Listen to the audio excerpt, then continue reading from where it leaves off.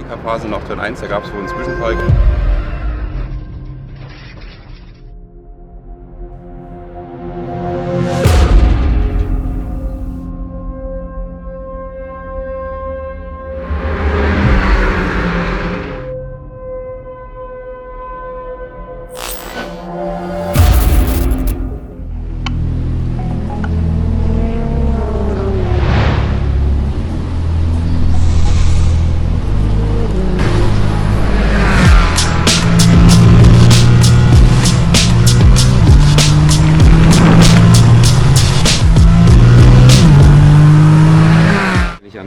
Spielberg denke, Red Bull Ring, dann muss ich leider an den Crash denken, dass ich letztes Jahr abgeräumt wurde. Gleich in der 5. Runde, erstes Rennen in der Saison. Und jetzt heißt es für Spielberg Ring, 2. Saison, andere Gedanken zu haben, positive Gedanken zu haben und nicht mehr dieses Ereignis im Kopf zu haben.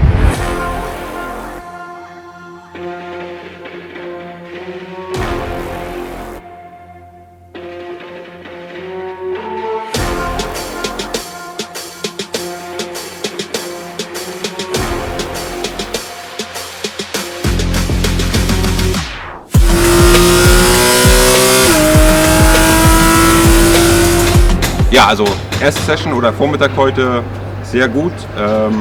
Auto war von Anfang an da, Markus war von der Pace her direkt dort und konnte sich dann über den Tag super steigern.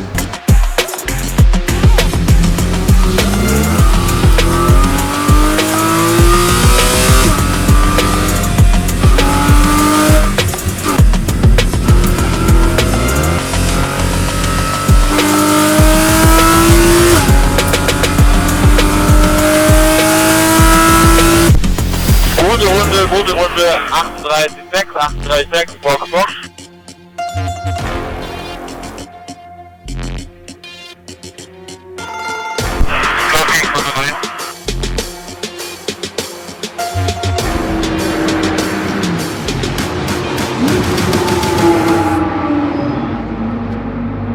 Nachmittags konnten wir da anknüpfen, war gut.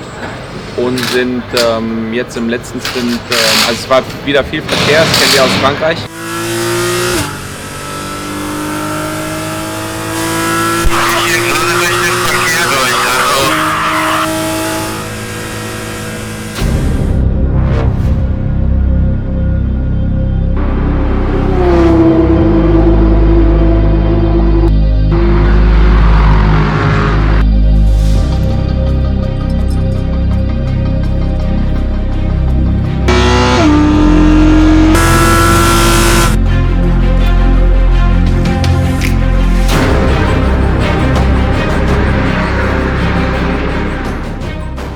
Weil das Tagesfazit ist ja nun mal das Fazit vom Tag.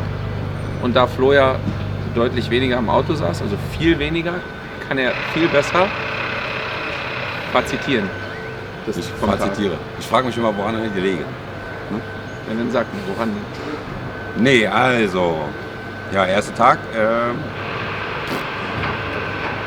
ja, läuft.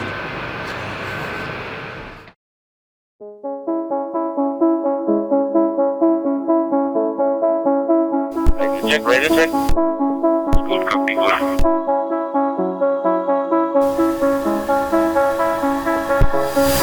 So, good morning in the morning. Wir fahren eine Quali-Sim. Morgen um die gleiche Zeit, die gleichen Bedingungen mit neuen Reifen. Das heißt, heute super das Schwimmer. Die ganzen 2 Runden sind wieder recht kalt, ähnlich wie gestern. Die ganzen 2 Runden sind wir wirklich Zeit, Reifen auf Temperatur zu bringen. Anbremsen, extremes Runtersteuern, du kannst dem ersten Erstfall nicht in die Fresse hauen, dass der warm wird. Und dann fängst du dich ganz langsam an ranzutasten. Mit der zweiten Rennen guckst du das mit der Hinterachse mal an, mit der Snappiness, ne? Wenn du dann gefühlt mit der Hinterachse hast, dann kannst du kurz verschließen. Okay, dann geht man knall mal voll rein. Und erinnere dich an genau das, was wir gestern Nachmittag gemacht haben. Und genau so das kommt jetzt in die Birne rein und genau das jetzt wiederholen. Das war gestern total schnell. Und versuche genau das, was du gestern gemacht hast, beim Bremsen insbesondere zu reproduzieren. Das war schnell, ohne Ende und das wird jetzt einen neuen Reifen. Gute Pace, weiter so.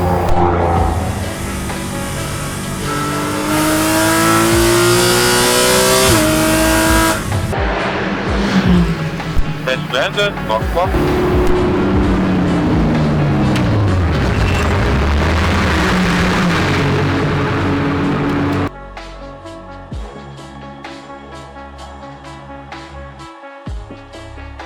Warst du jetzt sehr dicht dran am Körper oder warst du ein bisschen weiter? So Ich habe ihn nicht überfahren, aber ich war schon Knapp daneben. dran, Ja.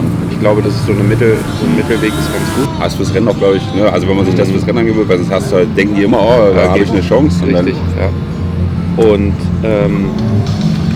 guck mal bitte, ich habe das Gefühl gehabt, dass ich nach dem vorletzten, also auf dem, wo man mit den Reifen den Körper rühren muss noch, dass jetzt das Lenkrad wirklich ein Hauch links steht. Aber sagen wir Tobi auch gleich nochmal, dass wir nochmal einfach einmal kontrollieren, ob genau. alles. Weil das war ja auch in Rika so, als ich einmal auf dem Körper rausgekommen, dass dann auch auf einmal das Gefühl hatte, richtig, Ja. dass sich irgendwas so leicht gelöst hat. Ja. Nee, sonst, also Snappy fand ich es überhaupt nicht, also nicht unangenehm. Also klar, wenn du pushst, musst du halt ein paar Mal, aber Nee, aber ist ja gut. Ich meine, ne, in der Regel ist das Auto schnell, wenn es hinten locker sitzt. aber trotzdem im letzten Sektor, die schnellen Passagen waren trotzdem sehr angenehm, also nichts. Wie ist nach der Turn 5, die erste links, ne, bei den 50, danach, wenn du in die reinfährst, spürst du. Aber ich finde es gut. Also wo ich gefahren, du merkst, kannst halt schön dosieren und du merkst so ein bisschen, der dreht hinten minimal mit ein. Ja. Und dann kommst du halt gut wieder ans Gas. Ja. Nein, es läuft mega. Aber genaues weiß man leider immer erst nach dem Qualifying, weil auch Training, wir haben zwar heute Lifetime und kriegen einen Indikator dafür, aber dadurch, dass halt man nie weiß, wann fährt die Konkurrenz, mit welchen Reifen, haben die neue, haben die alte, fährt vielleicht ein Coach, so wie ab und zu bei mir, oder bei uns, Entschuldigung, ist es halt so ein richtig, wirklich klaren Blick auf, wo man steht, hat man erst nach dem Qualifying. Weil aktuell ist es auch noch so, wir haben Training, das heißt, wir haben zwar Track Limits, aber es gibt im Prinzip wird nur verwarnt und die Zeit nicht gestrichen. Morgen im Qualifying allerdings heißt es dann, wenn man über die Curbs hinausfährt, wird die Rundenzeit gestrichen und gerade hier am Red Bull Ring gibt es so Kurve 1 und auch die letzte Kurve, wenn man da sich so ein bisschen weiter raustragen lässt, da kann man doch einiges anzeigen.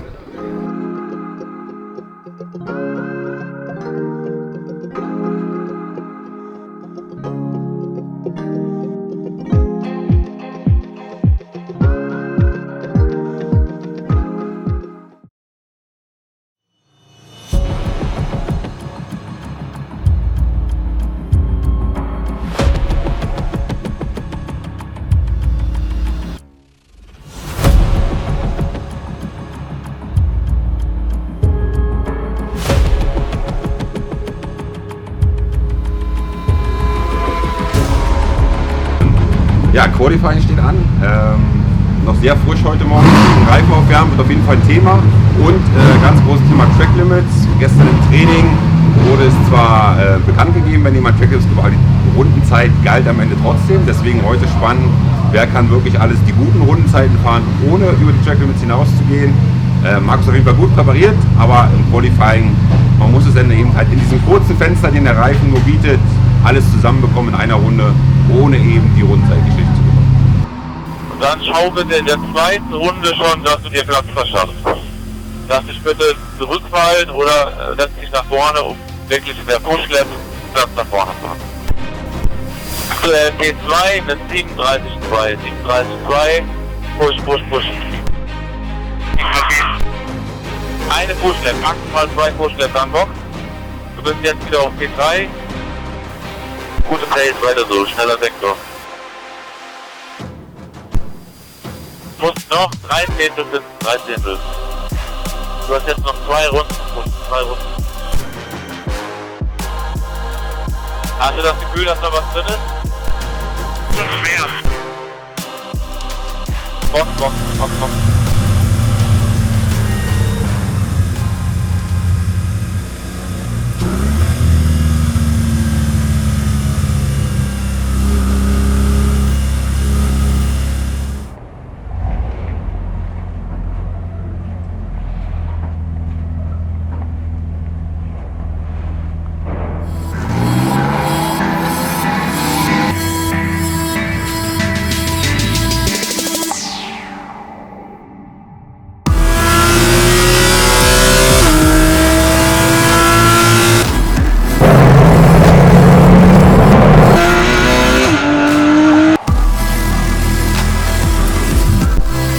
Safety Car. Start haben wir hinter uns. Markus mit Sicherheit aufgeregt. Adrenalin steigt da natürlich. Jetzt gerade schon vorbei. Wir hatten leider Safety-Car-Phase noch Turn 1. Da gab es wohl einen Zwischenfall. Gott sei Dank Markus nicht involviert, konnte sogar Position gut machen. Jetzt heißt es, wie ihn halt Rennrhythmus finden. Er hat leider ein bisschen Druck von hinten. Einer der schnellen Coaches ist zurückgefallen in der ersten Runde hinter ihm. Ich hoffe, dass er sich nicht zu sehr verbeißt, aber aktuell sieht es ganz gut aus. Aber es sind eben auch noch lange 10 Runden.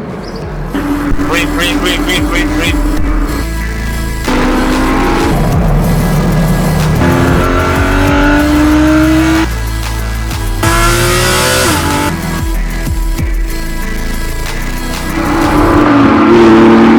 Noch 2 Runden. Oh Junge! P3 in der Klasse, P5 zusammen. Sauber. Keine Fehler, einmal 2. Gute Pace. Yes, guter Start. Deswegen war das ganz, ganz toll zu sehen und am Ende war das Ergebnis im Prinzip im ersten Rennen auch das, was aktuell eben von seinem Erfahrungsstand und von der Pace, die wir haben, gegen 2 andere Fahrer, die Coaches sind, das bestmögliche Ergebnis im ersten Rennen mit dem dritten. Von Allied Racing auf dem 3. Rang Markus Litzau.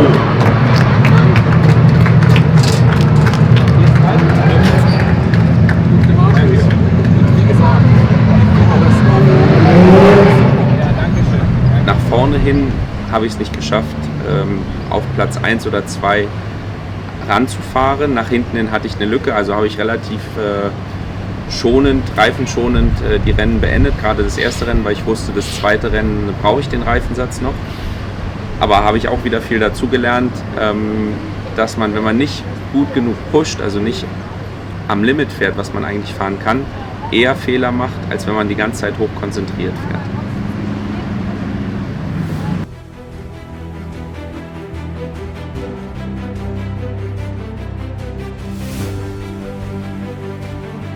Für mich als Coach ist natürlich gerade der Start immer sehr emotional, weil auch wenn wir natürlich viel darüber sprechen und besprechen, ist es halt was man überhaupt nicht planen kann, weil eben so viele Leute involviert sind, die man nicht berechnen kann und die alle auch ihren eigenen Plan haben.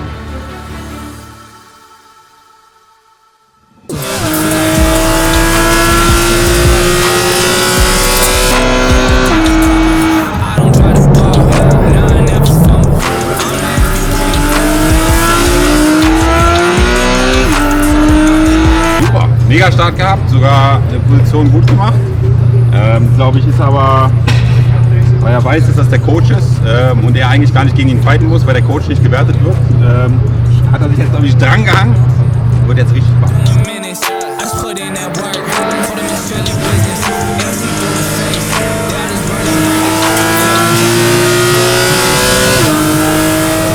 Noch 6 Runden sind zu fahren, wir sind Platz 4 gesamt, 2. in der Klasse. Eigentlich theoretisch 1., weil der Coach ja ganz vorne ist. Hat ein gutes Rennrhythmus, gerade seine schnellste Rennrunde gefahren, also ist in einem guten Rhythmus, hat ein bisschen Puffer nach hinten und ja, sehr, sehr gut.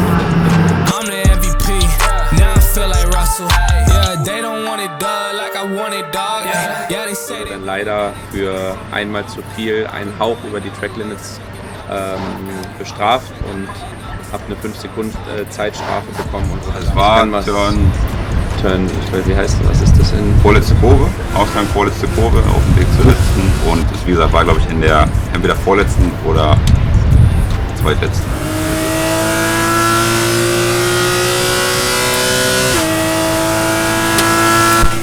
Sehr gut. Wir werden wahrscheinlich schon eine Zeitstrafe für 5 Sekunden kriegen wegen Track Limit Turn 9. Aber ich habe noch eine 2-mal. Muss ich jetzt klären. Scheißegal, trotzdem P2 in der Klasse, oder? Ja, genau. P2 in der Klasse für 4 gesamt.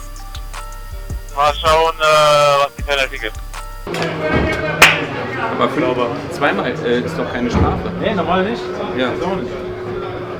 Hier steht's doch. Ich habe nur 2-mal Track Limit gehabt. Woher weißt du das? Nur weil ich es gemerkt habe. Also, zweite Vergehen, habe ich vielleicht auch Zeit von jetzt dritte Vergehen. Ja, so kann ich es auch. Ja, steht ja hier. Ich habe nur 2-mal gehabt. Ich habe das doch nicht last worden. Ach so, na dann, was erzählst du noch?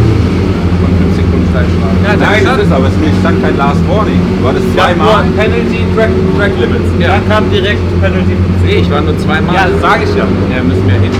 Ja, ich war schon da, ist keiner da. Wir haben anscheinend nur 2 Warnings gekriegt. Und erst bei der dritten gibt es eine 5-Sekunden-Strafe. Das hat jetzt nicht das Podium gekostet, aber immerhin einen Platz. Jetzt habe ich nachgefragt und mal gucken, ob sie es nachweisen können. Erstes Saisonrennen in Spielberg, Österreich, auch Formel 1 Strecke, war ziemlich erfolgreich. 2-mal Podium, 2-mal 3. Platz am Ende für mich, 2-mal Sprintrennen. Rein fahrerisch war es eigentlich auch der 2. Platz im 2. Rennen, aber leider wurde ich mit 5 Sekunden bestraft. Track Limits. Das war ein wenig ärgerlich, ich habe aber daraus gelernt und insgesamt war es dadurch ein sehr erfolgreiches Wochenende.